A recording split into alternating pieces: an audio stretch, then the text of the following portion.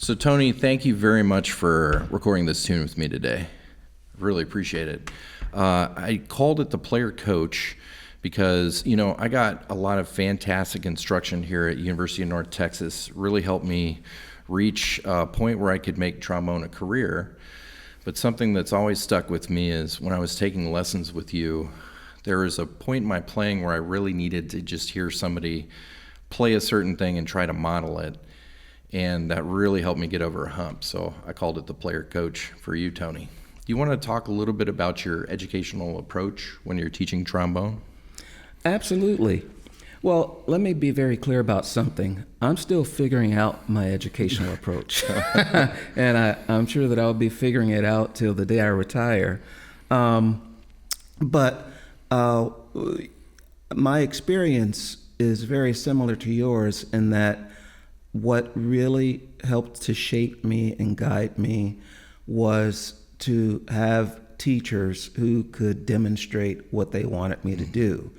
And I've certainly had teachers who were very good at telling you what they wanted to hear, but what really helped me was to hear it done. And so I decided very early on in my teaching that I wanted to be the kind of teacher that could demonstrate for his students what he wanted, what it needed to sound like. Now, of course, that required me to be more disciplined and to be more on top of my game. But in the end, it was a very good decision for me to decide to try to be as good a player as I was a teacher. I have never considered myself to be very good at telling students what I want them to do. I think I've gotten better at it over the years, but the modeling and demonstrating for my students, that's something that's always been very important to me. And as you know, in my first years here, I also taught jazz trombone.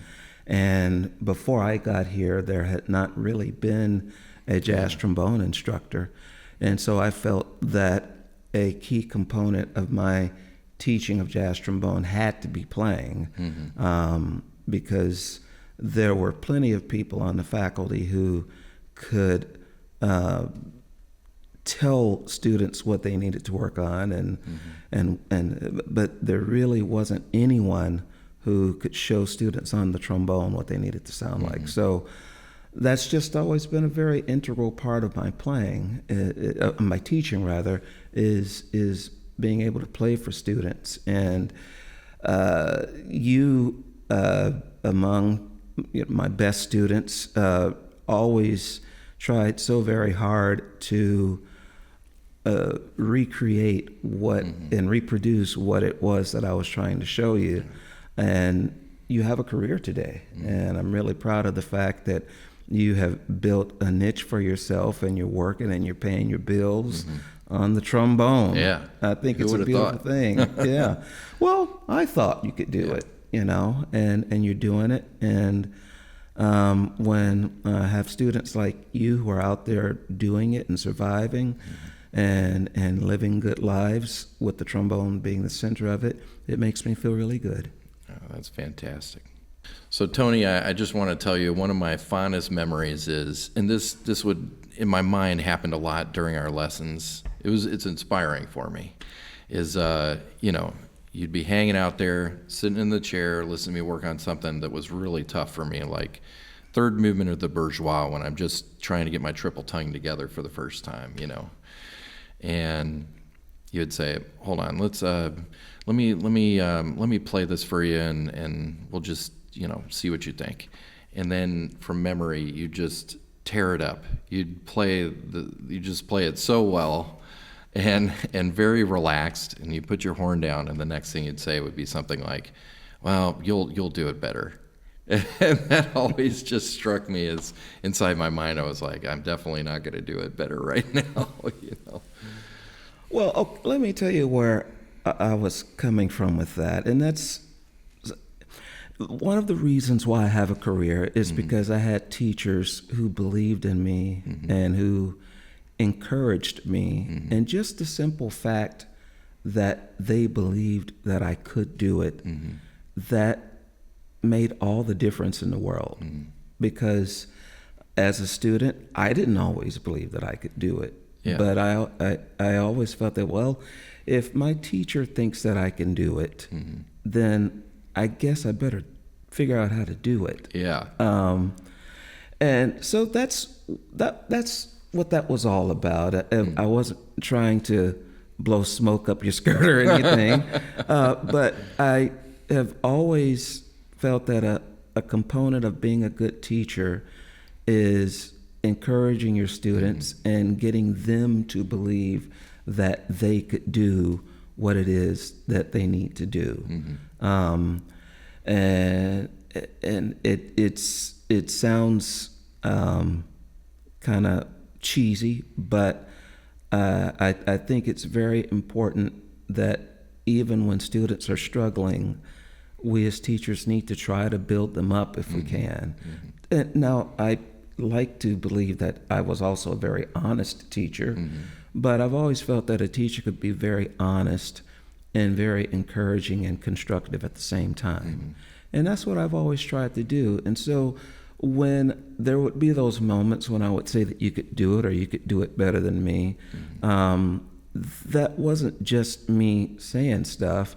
It was me really believing that if you play to your potential and if you really go after it with the best of your ability, you could do it. And you know, you did.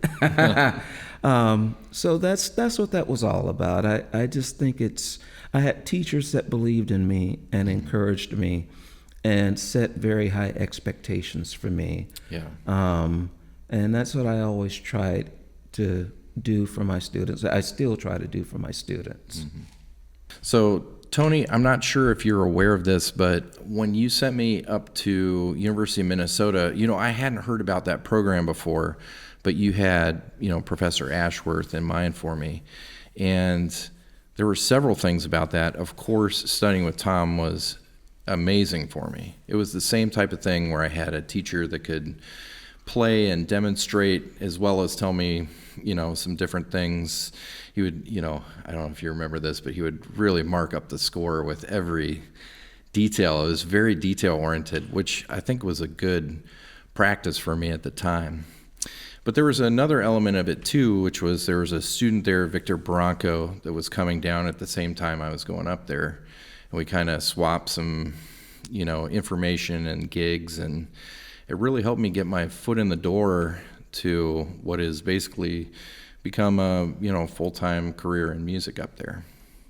Can you talk a little bit about maybe your experiences with Tom? I know you sent me up there for a reason to study with him.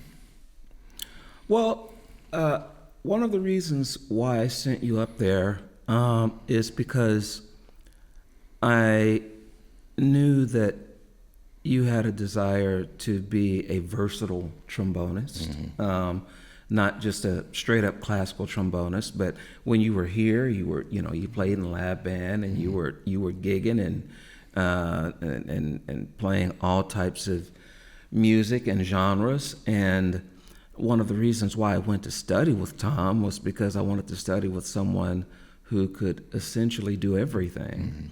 And I felt like for someone like yourself who was not aiming to just be an orchestral player or just a classical player or just this, you really seemed to want to be a complete trombonist. At least that was the feeling that I always got. For sure. And I really couldn't think of anyone better for you to study with in that regard. Plus, I just knew from my experience studying with Tom that he would do a great job with you.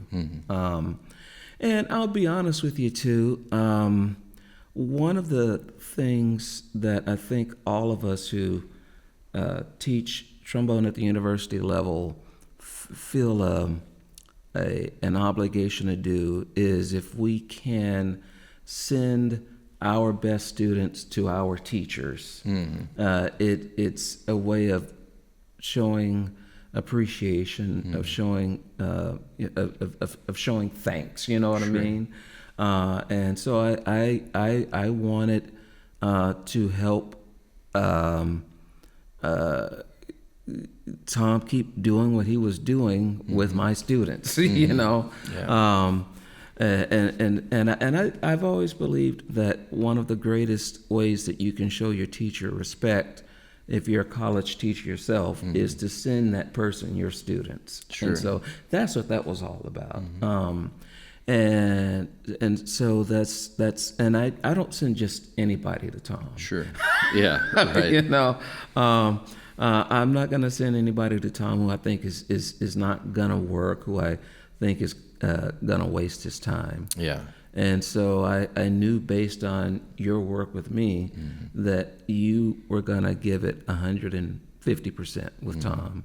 And I knew that you would be a great student for him. And I knew that because of your desire to be a well-rounded, versatile trombonist, that he would probably be the best person for you to study with. So, Tony, something I've been thinking about a lot lately is I feel very thankful that at certain points in my life I've been pointed in the right direction. So somehow I was able to plot out as a high school student what I wanted to do with my life, and then I just went straight through to that goal, which I think is it's lucky. I'm just saying it's very lucky. So just a couple examples. You know, I had different things that I thought I might do when I got out of high school, and my band director told me, you know, so where are you going for music school? And that made me think, oh, you think I could be a musician full time? He's like, oh yeah, you should go to, and that kind of put me on that path, which was one of my options. And then, you know, I'm looking at different schools. I was looking at Florida school that, you know, my big brother went to, and then he handed me 2 CDs. He actually ordered a CD from, you know, the 1 O'Clock Lab Band in the mail, and he had a CD from his alma mater, and he said, here's the 2 jazz bands, you should check them out. And I was like, oh, North Texas is fantastic, and that kind of pointed me towards this place. Then, you know, I ended up studying with you. That helped me quite a bit. You sent me to Minnesota at a great time, and it helped me kind of launch my career up there. So basically, as a high school student, I said, you know, I want to be a trombone player. So I think I'm going to go get an undergrad in music education, because I think that's important. I'm going to get a master's in trombone performance, doctorate in trombone performance, and then I'm going to try to, you know, teach college and play gigs. And somehow that was able to happen for me because of all these like moments in my life. So as I'm reflecting on this, I'm wanted to ask you, you know, what was your experience? Did you know right away you wanted to play trombone? Was the path, you know, twisting, or was it more of a straight line? Well, let me be clear about something. You had clearly a much more defined path in your head than I did. The only thing I knew in high school was that the trombone was going to be part of my life somehow. I didn't know that I was going to, or I hadn't decided that I was going to be a band director, or that I was going to do this or do that. I just knew I wanted to play the trombone. Yeah. And so my career today is really the result of just kind of colliding into different opportunities and saying, oh, that works out well. But I can give you the Reader's Digest version. I went into my undergrad planning on getting a music education degree because I thought I was going to be a band director, and I had decided I wanted to be a band director because the individuals who had the most positive effect on me as a kid were my band directors. And I had decided I want to be able to do that for other, you know, students. I was a kid from the hood, and I'd watched a lot of people my age from my neighborhood go down paths that weren't good. And my band directors are probably the reason why that didn't happen to me. And so I wanted to do that for other students. And that was the plan until I student taught. And I student taught, and it was like, whoa, this is. That's this when is- you really learn. That's when I you really learned. And I had kind of had it worked out in my head by my senior year, so that I was going to be a band director, and I was going to be one of these gigging band directors. I'd teach band during the day, play gigs at night in Little Rock, Arkansas. And then I student taught, and to this day, I have never played as poorly or been as tired as I was when I student taught. Right. And that was when I decided, whoa, this is not gonna happen. And thankfully, at about that time, my undergrad teacher, Dennis Winter, pointed me towards Tom Ashworth. And then, of course, from there, we know what happened. I ended up going to the University of Minnesota to get a performance degree. But even then, I didn't really know what I was going to do. I thought I was going to be an orchestral trombonist at one time, and I thought I was going to be the next full-time trombone soloist at one time, and I thought I was going to be a jazz trombonist at one time. But the good thing is that by my third year of graduate work, I had gained a great deal of experience in all of those things. And of course, I had a family at that point, and I knew that I needed to be able to support that family somehow. And that's when the idea of college teaching came up. And Tom was one of the people who said to me, you know, if you were a college teacher, you could have a steady check coming in, and you could still gig and do all these things that you do. And so that was the reason why I went into college teaching.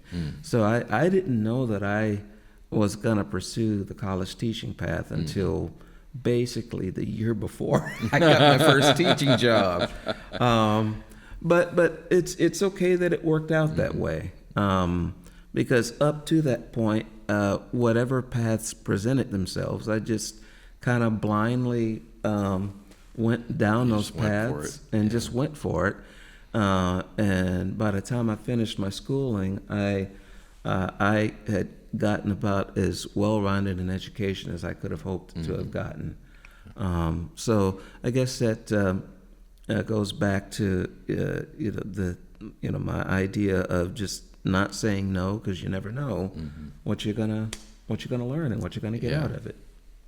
Thanks for sharing that. Tony, I like to ask everybody that comes in if you have one or maybe two nuggets of wisdom for students that are coming up that are low brass musicians, trombone players. What would those pieces of advice be? Well, my answer is probably going to be kind of predictable, but I stand by the answer.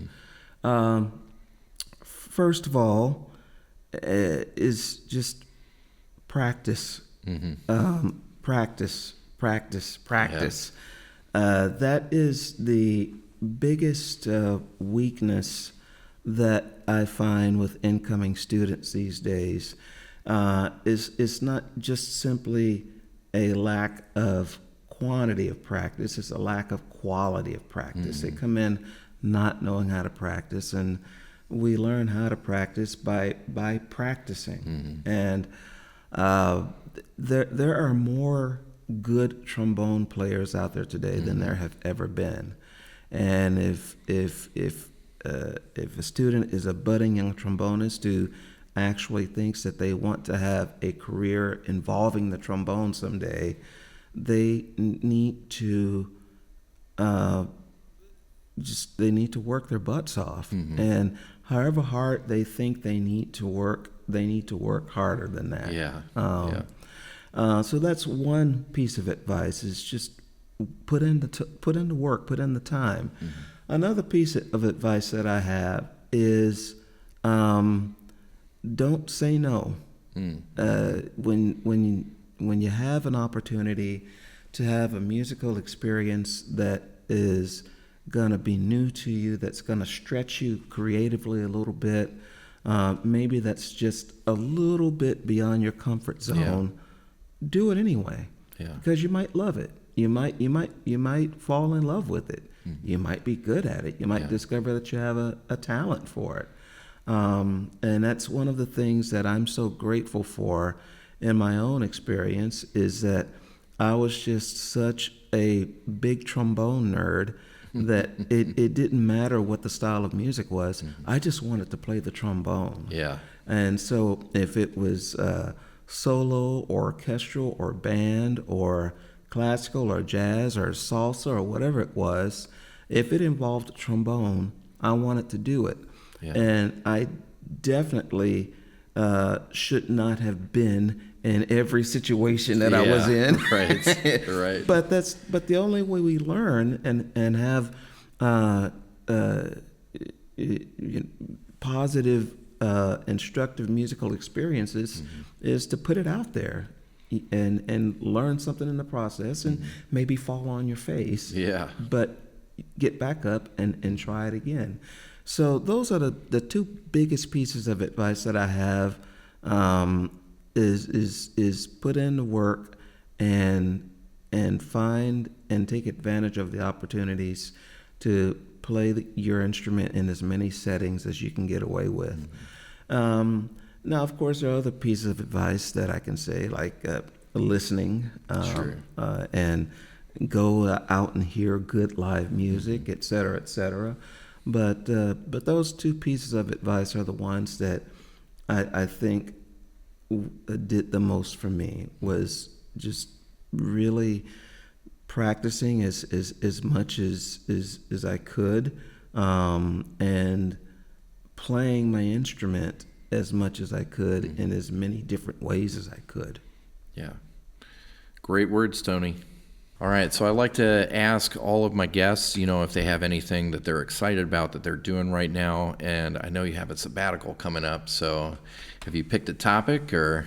Yes, I have. I'm going to compose a duet book, and it's going to be a duet book of duets that are all in different styles. So there will be, a swing duet, and then a Latin duet, and then a funk duet, and then a very classical contrapuntal duet, and maybe a duet written in kind of a Broadway sort of style, et cetera, et cetera, et cetera.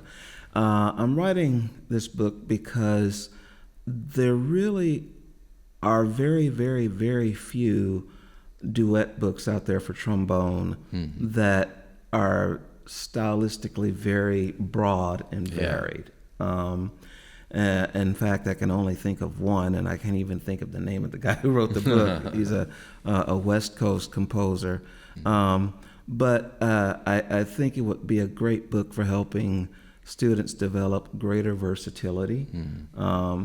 And look, there's nothing wrong with Amsden and the other duets, but it's all kind of one flavor. Yeah. But I really want to write a duet book that's gonna force each player to kind of switch gears with each duet. And it's going to be a very interesting and challenging project for me, because at one time I called myself a budding composer. But when I realized how much it would take away from my trombone playing, I quit composing. And I always told myself that I would like to get back into it. And so this project is hopefully a chance for me to rekindle that. Yeah. I can't wait to check it out. We'll see what happens. All right, Tony. Well, what say we go record this duet? Let's knock it out. All right.